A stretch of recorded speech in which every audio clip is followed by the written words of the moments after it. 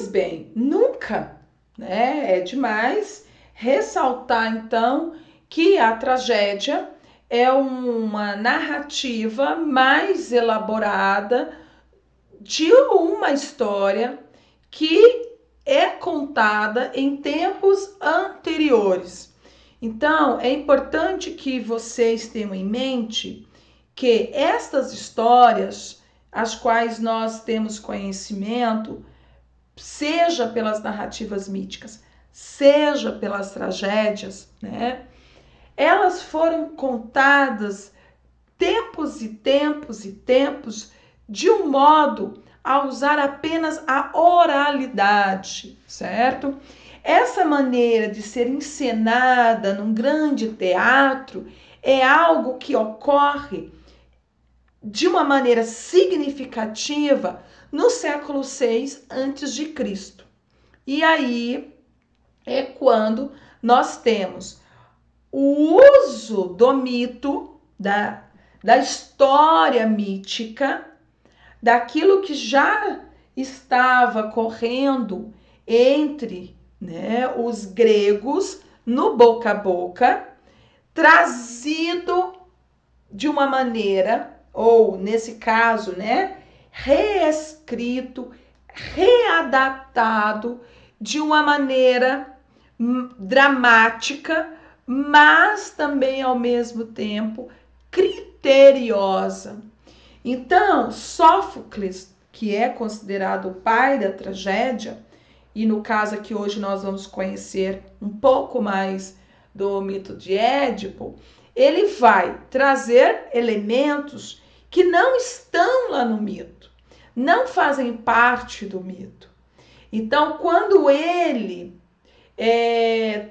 encena a tragédia, ele adiciona elementos.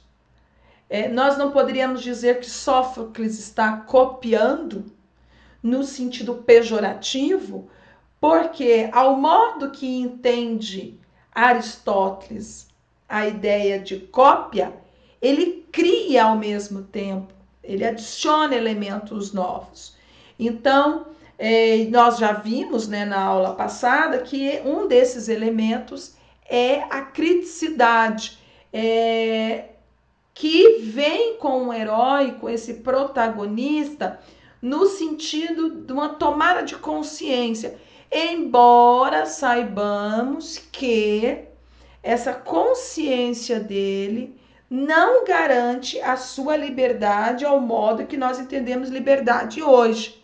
Mas ele já se vê um ser de escolha, embora nem sempre ele possa escolher conforme o seu desejo. Ele acaba por optar, né, escolher os desígnios dos deuses, mas a contragosto.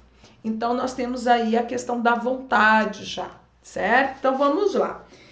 Vamos relembrar aqui alguns dos aspectos do mito. Então, recontado aqui por Sófocles, né, sobre a narrativa da tragédia, certo?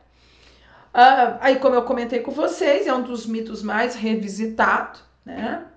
Então, o que acontece? Rapidamente aqui, né? Édipo é um personagem principal de um enredo.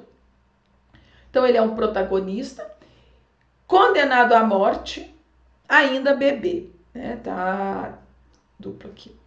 Por que isso? Porque os gregos tinham por hábito, sempre que havia algum acontecimento importante, né, eles consultavam o oráculo. E esse oráculo, então, previu que o destino de Édipo estava atrelado da sua mãe ao do seu pai, obviamente, mas não no sentido de trazer felicidade, alegria, prosperidade, abundância, coisa que todos os pais desejam aos filhos quando estão, né, gestantes.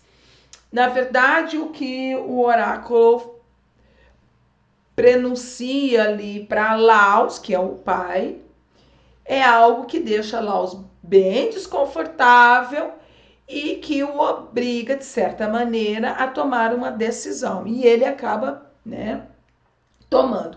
Então, qual que seria essa previsão? Né? A previsão é de que Édipo mataria o pai e depois casaria com a própria mãe, certo? Então, Laos decide, ó, então, vou matar esse garoto logo que ele nasça e tudo bem. E os gregos tinham alguns rituais muito atípicos em relação aos nossos dias. Uma delas era, né, em algumas circunstâncias, sim, né, abandonar crianças para a morte, né, morriam por inanição. Mas, enfim, o que acontece é que ao nascer Édipo, o Laos conta, né, para Jocasta, sua esposa, que a criança nasceu morta, e decide, né, desfazer do pobre bebê e dá isso a tarefa a seu servo. E o servo vai fazer isso e fez mal feito, ou bem feito, não sei. Bom, acontece que Édipo, né, ao contrário do desejo de Laos, não é entregue à morte, ele sobrevive, ele é adotado por uma família até muito boa em situação, o seu pai adotivo é Polóbio, que é o rei de Corinto, mas, né, em determinado momento, ele toma consciência de que não é um filho biológico de Polóbio e decide então abandonar Corinto. Nesse tempo em que ele se joga no mundo, é que de fato está acontecendo, né, o que foi pré-anunciado por oráculo. Édipo encontra o pai em determinado momento, não reconhece, obviamente, né? Eles entram em uma certa briga e ele acaba por matar o pai. Né? Tem lá um desafio e ele mata o pai. E ele caminhando, chega a Tebas, que é onde o seu pai era rei. Ali é uma cidade devastada pela fome, porque o seu rei saiu e não retornou, e a Esfinge, que era a protetora da cidade, resolve, né, então castigar os cidadãos, e desde que alguém conseguisse resolver o enigma. Se não resolvesse o enigma, ela alimentava do sujeito e etc e tal. Bem, o que acontece? Édipo se mostra um sujeito, então, desafiador e diz para ir até a Esfinge conta para ele, né, passa para ele um enigma, ele decifra o enigma e então a Esfinge cai no abismo e, né, não devora mais homens e se dá por fim um período, né, de seca e morte em Tebas. E para comemorar então o fim desse ciclo de pestes, Édipo é agraciado, né, com um convite para se casar com a rainha, e assim ele o faz. E ele vive com a rainha, governa Tebas, tem filhos, e em um determinado momento os deuses mexem os dados e ele descobre que aquele homem o qual ele matara lá atrás era o seu pai, a mulher a qual ele era casado era sua mãe, e os seus filhos são frutos, né, de um incesto. E isso contraria Édipo a um ponto dele sentir vergonha de si.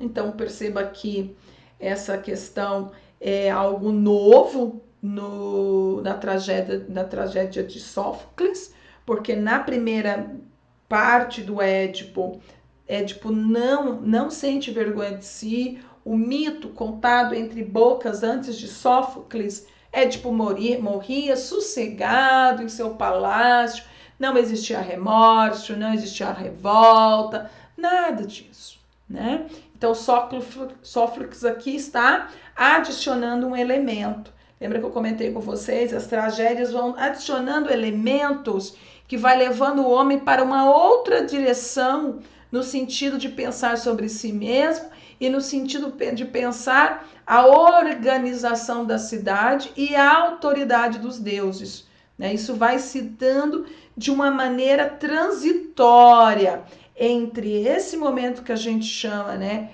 de ruptura entre o mito e o surgimento da filosofia. Pois bem, né, Édipo arranca os olhos, Jocasta se suicida na tragédia de Sófocles e deixa aí alguns filhos que irão, de certa forma, também, ainda assim, receber, né, dos deuses alguns castigos, né, e alguns desígnios por conta dessa condição de seu pai Édipo. Perfeito?